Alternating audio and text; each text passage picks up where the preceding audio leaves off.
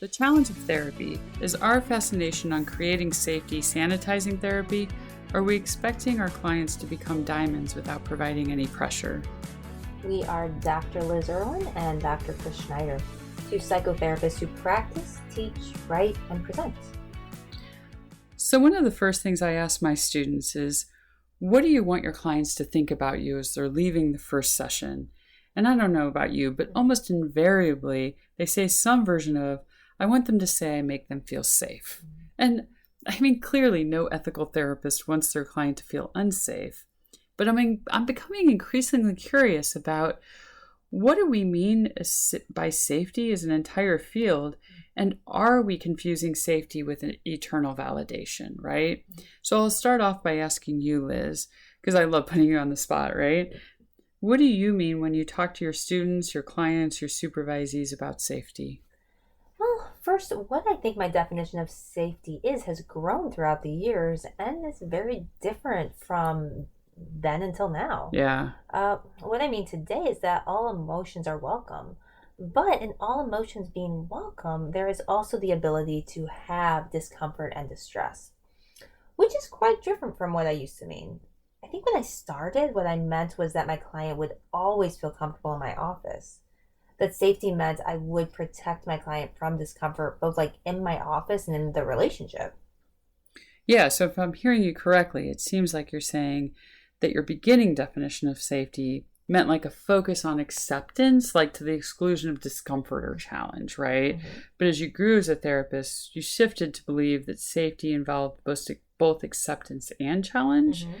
So like in the beginning, maybe validating the client's story, totally accepting the client as they are in a non-judgmental way. Mm-hmm. But as you got more confident, your definition of safety grew to allow like more negative emotions to exist. Right. I think initially maybe I wasn't comfortable with tolerating distress in the therapeutic relationship. Yeah. So I felt like safety meant keeping those feelings of anger or conflict like out of the relationship. Yeah. So it sounds like maybe you're saying that in not challenging the client, you're trying to protect yourself as a baby therapist just as much as you're trying to protect the client, which makes sense, right? Mm-hmm. And that as our tolerance as clinicians for conflict and relationship grows, we're better able to manage the client bringing in distress or interpersonal conflict and still see it as a safe relationship. Yes. So I wonder for myself if it was a kind of like youthful selfishness, like that I was protecting both of us from distress. But I think now I want the client to feel free to have the distress and not to think of it as the opposite of a safe relationship. Like I want them to learn that distress isn't dangerous and it's a healthy part of any relationship. Yeah, so it's sort of like your parameters of safety grow to include conflict, discomfort in the relationship. Right, exactly. And so where does your concept of challenge fit into this? Yeah, great question. So one of the things I think about when teaching my master's students and talking about how your goal as a therapist is to help your clients meet their goals. And so sometimes just sitting with them and validating them, thereby decreasing their distress, may not be what is helping them meet their goals. So safety to me means that the client trusting that I have my eye on the prize for them. And sometimes helping them grow means challenging them and holding them accountable in a way that may actually increase the distress in the relationship. That makes sense? Yeah. Let me give a client example and see if this hits, if this is what you're saying. Okay. If a client comes in, let's say they want a better relationship with their partner, right? Mm-hmm. And so they come into therapy. But what they do is they spend the entire session complaining about their partner, right? And so as someone who cares about them and is totally invested in them wanting a happier relationship, you're going to see the strategy of complaining about them not helping in achieving their goals, and that calling out their strategy in the room may be like, quote unquote, the safest thing you could do therapeutically. Is that close? Yes. Okay. And I want to validate that their partner can be annoying. Right. And they have the right to be angry, to complain. But also, I mean, if they want their relationship to improve, they're going to also need to take some accountability.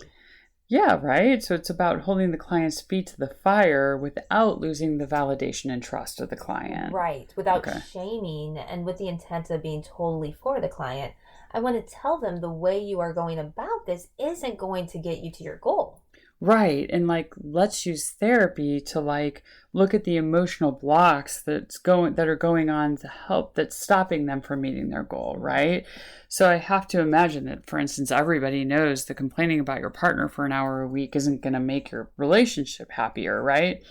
But if we can call out that strategy, then we can look at why they're doing this instead of actually trying to fix the relationship. Is it that accountability is too hard?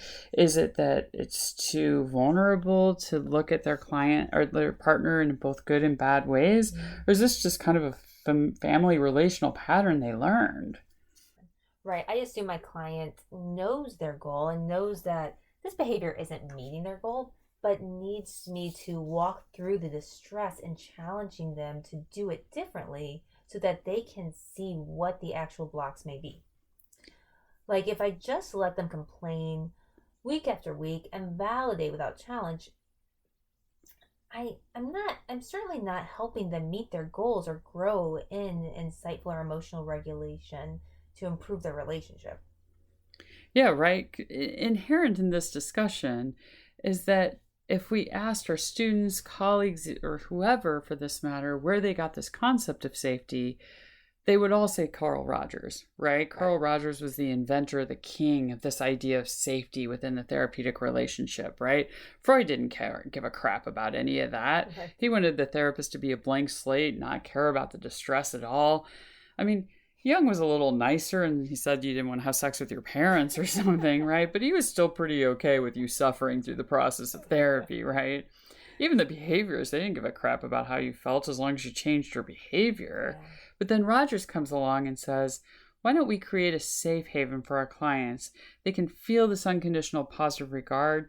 They can settle into the relationship, feel secure in the positivity, and that positivity that relationship will allow the client the safety and freedom to sort of figure themselves out, right? So as someone whose definition of safety has changed throughout your career, do you think that the Rogers definition of safety better fits your earlier definition of safety or your later definition of safety? Or are we all just bastardizing him? Well, hang on. Let's take a step back and put this in some cultural context, right? Okay. So the trajectory towards Rogers' person-centered therapy was when therapy was not a welcomed thing in the United States, right? It was brought in through this medical model with the psychoanalysts and behaviorists, and then Rogers offers this radically different approach to therapy. Well, it wasn't just different from the medical model of the time, Right. but it's also a huge change from the overall society. I mean, we have to remember this is the 1940s, right? This period was like pull yourself up by your bootstraps. Children were seen and not heard. You know, it was sort of seen as neglectful to not hurt and beat your children, right? You were supposed to submit and respect your bosses and your teachers. And within that context, Rogerian therapy offers sort of a shelter from the storm, right? The place where you could expect to be seen, accepted, and validated, to quote a different Mr. Rogers, just for being you, right? Yeah. But the belief seemed to be that if a person got this unconditional positive regard, it would inspire them to know themselves well enough to create change, which is a huge contrast from today's society where we worry about kids feeling frustrated. You know, everybody gets a prize. Mm-hmm. Parents are told to listen and respect their children. Teachers tend to live in fear of helicopter parents who are offended with any of their consequences. So Rogers came from a context in which the whole world was a challenge, and Rogers thought that therapy should be the balance to that. Right. He said, let's stop seeing the client as the problem to be solved and instead see them as whole people, and brought this amazing truth that none of us want to separate from. But it was at a point in time that is much different than now. Yeah. Yeah. I mean, we're talking about how he changed the world of therapy. But what we're really talking about, it sort of seems like maybe Rogers changed the world in general, that our world now is much more of a Rogerian utopia than it was back then. Great point. Yeah. I don't think any of us therapists want to go back to a world where we see clients simply as the problem. Right. But if we think about that, Rogers basically said the rest of the world is a challenge. Let's create a safe place to feel accepted. But if the rest of the world is shifted to become safety focused too, are we now binging on safety, and is therapy just more of the same?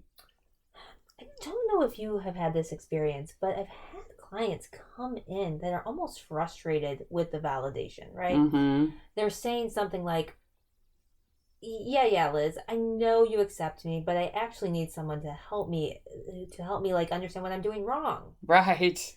And then they kind of feel relieved when they actually get a chance to work through the confrontation in the relationship. Yeah, right. And maybe it's our niche in the market, right? Because I think we're seen as the therapist you go to either because you're a therapist yourself and you really want, something really challenging, or, your other therapists have failed you. And so, you need something different. And at least my clients, and I think yours as well, come in saying, hey, the last four therapists have just blown smoke up my ass. I actually need somebody who's going to help me create change. They're begging for the challenge. They're begging to be assumed that they have agency. But is that therapy? And does that fit under the Rogerian construct of unconditional positive regard? So, could unconditional positive regard include seeing the potential of people rather than agreeing with someone's helplessness? Ooh, great question, right? So is unconditional positive regard and really quote unquote seeing the client, does that also mean seeing their potential and holding them accountable for the gap in between, right? So let's just say, for instance, somebody's having an affair and that affair goes against this person's integrity. Is it unconditional positive regard to validate the affair or to validate the integrity? I mean, to be clear, like, I don't have any moral issue with infidelity, unless it's my partner, of course. But to be clear, if the client doesn't have any integrity issues with infidelity, it's certainly not my place to impose my morality. But if the client does have a behavior that doesn't match their integrity, is it my job as the therapy to challenge that discrepancy? Right. Does unconditional positive regard hold that there is enough felt acceptance in the room to be able to challenge? Like, hey, your behavior doesn't seem to match your sense of integrity, client, and we can openly talk about that without judgment. Yeah, right. And will the client let me in the room between their behavior and integrity to talk about why their behavior doesn't match it, right? We tend to work in the world of trauma clients, which can be really difficult. It can be really difficult for trauma clients to talk about things that happen to them, but even more difficult to talk about the parts of the trauma where like they feel responsible or feel shame about maybe some part of a reenactment. I always feel super honored to get invited to that space because I believe wholeheartedly that if we don't look at the total picture, the client's going to remain stuck in this trauma, right? It's going to stay unresolved. And it's one level of vulnerability to say, here's where I've been hurt. It's a whole other level of vulnerability to talk about, here's how I feel responsible. And that could be either through a misattribution of blame or through actual accountability, like something like a reenactment of the trauma, right? And building the type of relationship where a client can go to those places is, to me, the sacredness of therapy. That's so important because so much of trauma work is looking at the illusion of control and dissecting what is actual responsibility versus that misattribution of blame. Yeah, right. So, for instance, let's say you have a hypothetical client who unfortunately was sexually assaulted after leaving a bar drunk at 3 a.m., right? Of course, she's not responsible for the assault. You get to leave the bar at 3 a.m. as drunk as you want and naked if you want to. Nobody has the right to assault you, right? But let's say that she continues to get drunk and leave the bar at 3 a.m. as some part of a reenactment for mastery sort of thing, right? It's an important piece of trauma work to have her hold some accountability for caring for herself. And if that isn't discussed and challenged, in my opinion, the shame of the trauma is not going to go away. Right. It's both validating the trauma and holding a sense of accountability for the healing process at the same time. Yeah, right. And is that a possible interpretation of what Rogers really meant? That you can hold both the acceptance and the accountability at the same time, right? He talked a lot about being psychologically present with your client, which I think in some regards was just a total fuck you to Freud, who Okay. said you should, you should sit behind the client and be a blank slate, whatever. And, in some ways, I think Rogers maybe could be thought of as the first attachment theorist, right? I'm assuming that's going to elicit some critique from scholars of either Rogers or Bowlby, but we're totally up to hearing it. But, the thing Rogers talked about so much was the importance of the authenticity of the therapist, that the therapist had to be psychologically engaged, and that the therapist has to be true to themselves to their client. And I have to be clear that if a client of mine is leaving a bar at 3 a.m. drunk every night, I, in my attuned self, have something to say about that, to try to challenge the client to be better, to be better in self-care, to work on their own self-care and take responsibility for themselves, right? I'm always reminded of a great line we once heard from Francine Lapides, who said, "First, you must fall in love with your client," which I think is her way of saying you must develop a sense of unconditional positive regard, right? With all the love, care, acceptance you can muster. But I don't know that I could authentically do that without also saying, dude, you're scaring the crap out of me leaving a bar at 3 a.m. drunk every night. No, that makes me think that, like, when I'm in therapy with someone, I tend to think about what they're like in the real world, right? Right. So what's it like to be with them outside of the therapeutic relationship? What's it like for their friends, their partners, their coworkers? And if I have to disregard that, then am I taking away a huge piece of the puzzle that the client may be struggling with? And in my opinion, letting them down if we have built this safe relationship, but I'm not willing to risk the vulnerability of saying something like, "It would be hard to spend time with you outside of therapy, client." Right. And if I don't bring that to them, I think that's a huge failure on my part as a therapist. Yeah, because who else is going to do it, right? I mean, I will never forget the first piece of supervision I got. This is 25 years ago, if that tells you how old I am. When I was being really honest with my supervisor, who was an amazing supervisor, and I said, "Man, this client just annoys me." And after my supervisor exploring with me to make sure it wasn't my stuff playing out, she responded, "Well, you have to make it overt." And I freaked out a little bit, right? Because I was like, I can't tell a client I'm annoyed by them. That's not therapy. And she said, "Do you think you're the only one who's annoyed by her? Probably not, but you will be the only one who risks telling her. Everybody else is just going to walk away from her." Wow. And man, did that stick with me, right? How many friendships had she lost with no idea why, or just never had? She came in complaining of loneliness and isolation. And was it my job to risk the vulnerability of giving her the feedback? So I summoned up all the courage it required. I walked into session and I said, "I just have to tell you about this reaction I have to you. I care about you a lot, and yet I feel this resistance in coming to session with you." And I will never forget this. She instantly teared up and said, "I think that's how everybody feels about me." And it opened up this huge trailhead for therapy about what she was doing to reject people before they rejected her. It gave her so much of an opportunity to actually change in real life this thing that was causing so much shame.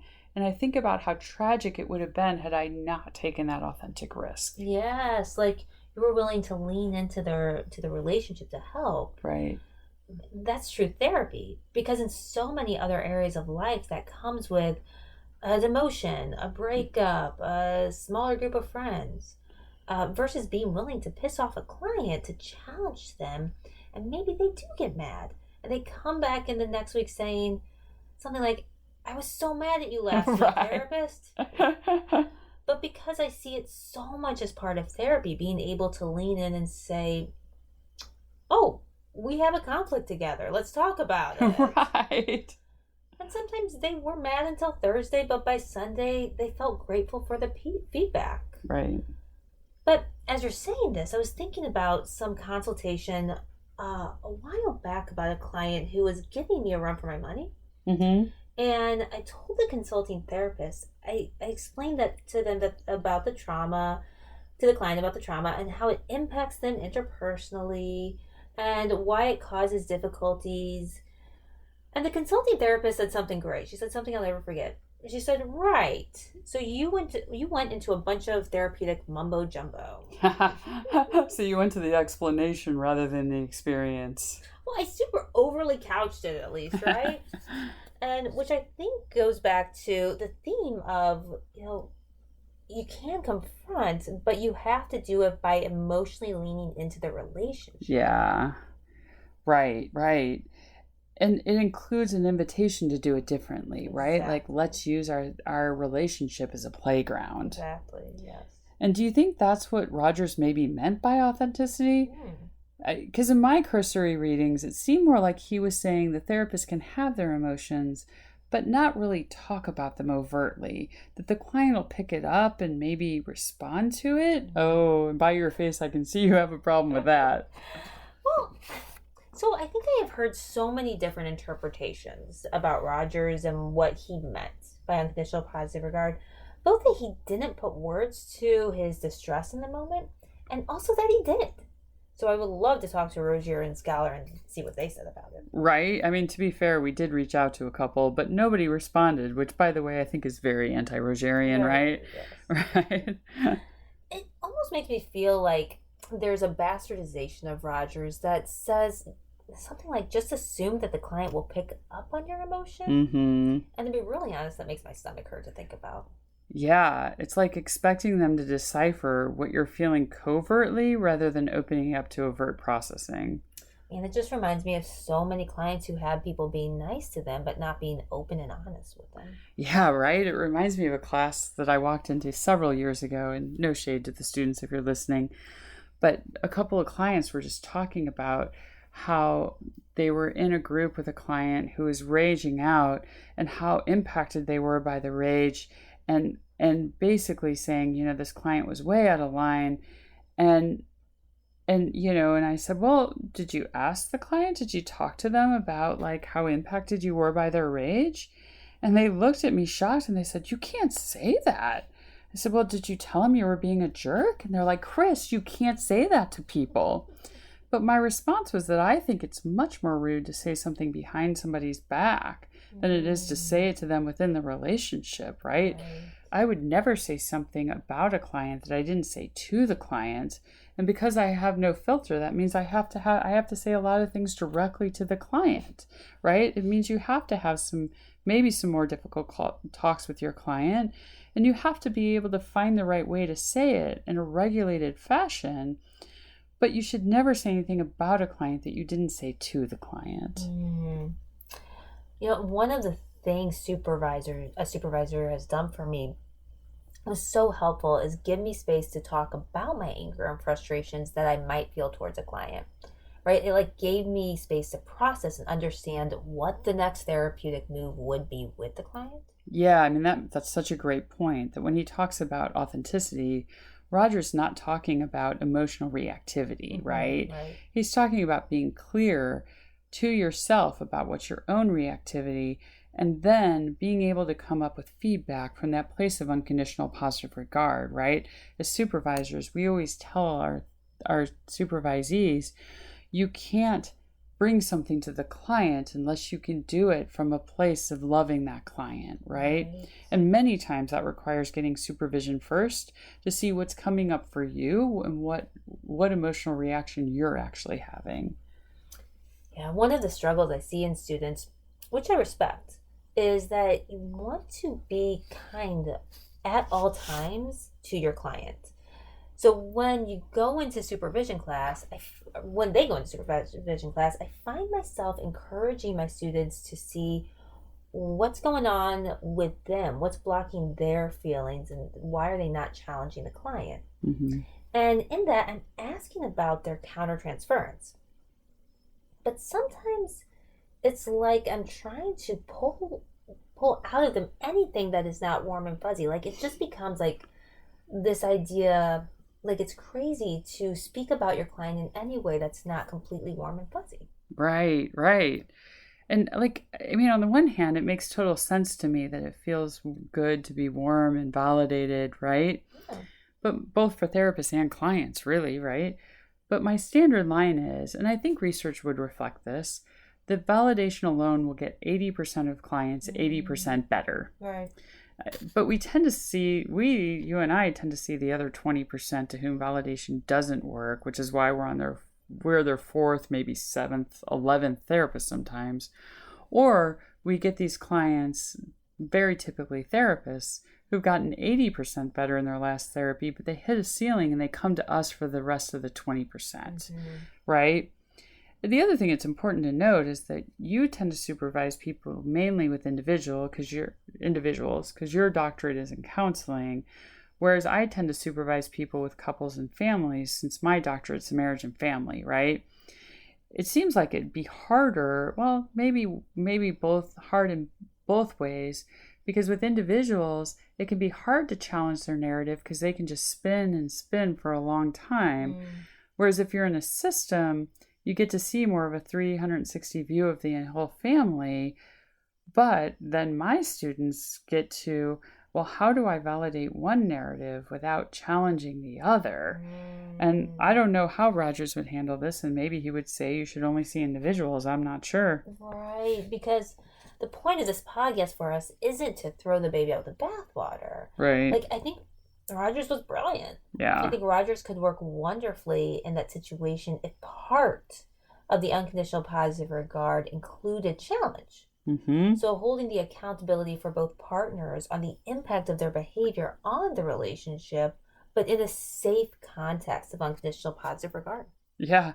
Well, I mean, also, if you believe the legend, it's important to note that Carl Rogers got himself stuck with unconditional positive regard, right? So the story goes, he had a very difficult client and struggled so much with this client that by some accounts, he had a bit of a mental breakdown and ended up leaving the field, right? Now, he found another job in intelligence, apparently, and, landed okay. Right. But I would argue that if a client has that much emotional pull over their therapist, the boundaries of the therapist are in serious question, right? It is the job of the therapist to remain self-regulated. I know so many times for me, I've had clients who I would build a frustration to, right? And the only way I was going to manage that frustration without demanding the client change was to be able to speak the truth to the experience. And once I spoke the truth, even if the client didn't change, I would find myself regulated and calm. Well, we may be stepping back into attachment theory. Oh, no. Which would say that allowing the emotion to be there allows for the growth of the client and the increased regulation of the therapist. This story of Rogers was so interesting. I think the most important thing about that story is that I believe unconditional positive regard may include, for that particular client of Rogers, the one that pushed him out of the field, right? Something like, if this behavior continues, I may not be an effective therapist to you.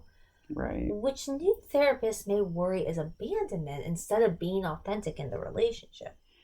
Yeah, so instead of saying it's really difficult to be in relationship with you if you do X, Y, and Z, and my version of this is always, if you do this, nobody's going to want to play with you, right?